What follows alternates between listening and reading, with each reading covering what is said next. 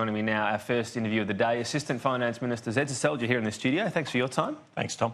Hearing a lot of arguments now for the income tax cut, of course. The one from Matthias Cormann is about tackling bracket creep. This will actually barely account for doing that. So does that mean you'd be open for a more holistic view at getting rid of bracket creep? Well, one step at a time, Tom.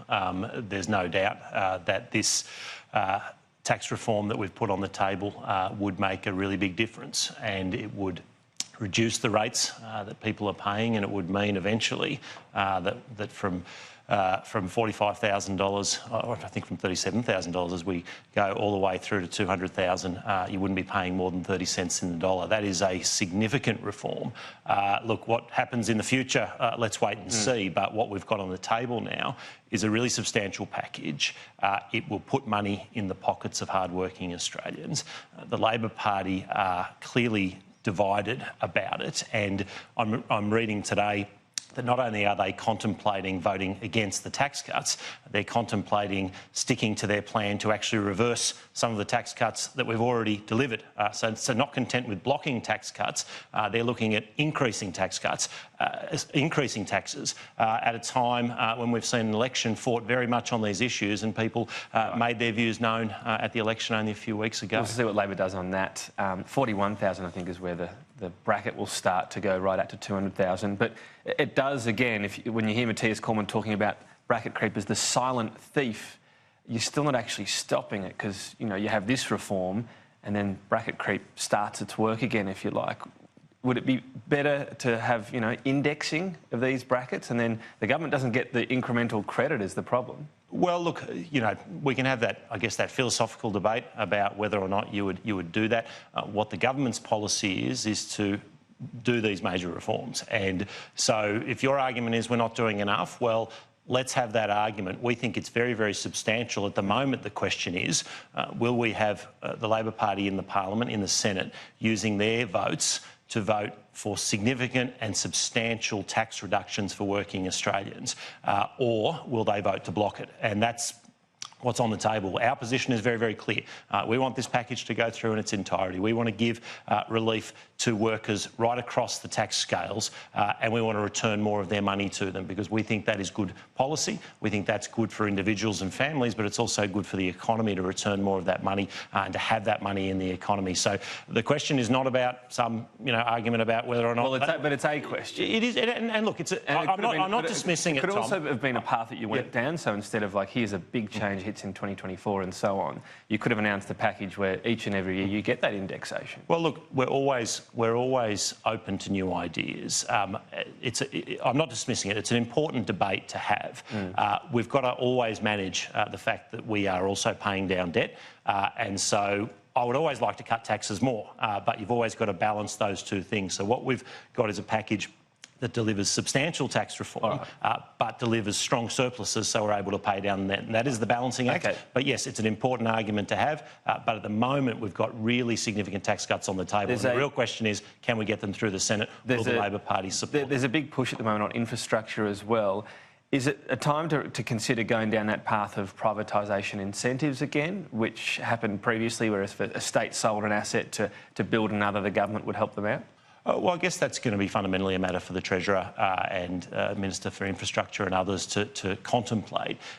Again, always open to good ideas, new ideas. We have in the past had the asset recycling, which I think had a fair degree of success. And now what we're doing is we're investing with the states and territories in really significant infrastructure. So we're seeing that investment. We're seeing the states investing in their budgets as well. That's a good thing, and that's what we need for our economy, for a growing population. So and there's so much still about a growing population and stimulus for the economy and the RBA and so on. So wouldn't that be a good thing to consider, asset recycling again? Well, I certainly wouldn't rule it out. I mean, I think that, you know, all of these issues should be considered, but they get considered through the budget processes, through what's affordable.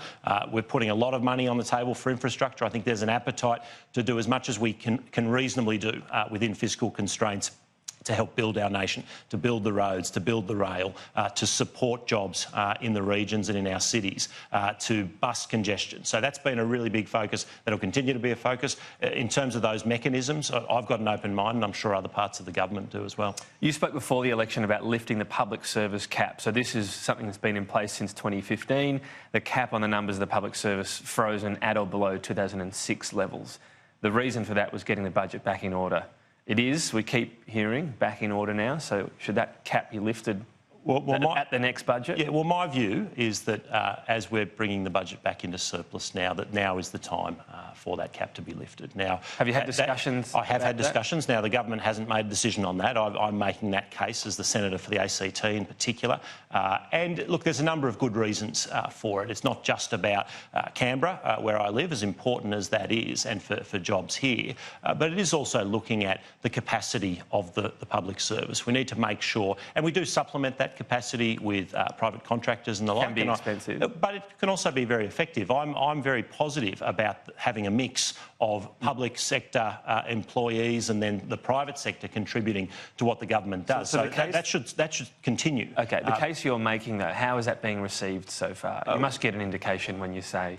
Well, look, Matthias or I guess we'll know when we get to next year's budget as we look at it. I'm not going to go into private conversations, but look, I've certainly made the case. Should people be hopeful? Well, I'm hopeful, but let's wait and see. I think there is a case for it, and I think, as I say, it's about capacity building over time. It has been frozen for a significant period. There are a number of budgetary reasons that the government has put forward for those, and I accept the need for fiscal restraint. But I'm putting the case that I think it would be a good thing to reconsider. Hopefully your colleagues aren't into all of that Canberra bashing that goes on out there. Not at all. I want to ask you finally about Cory Bernardi apparently leaving open the prospect of coming back to the Liberal Party. Would he be welcomed?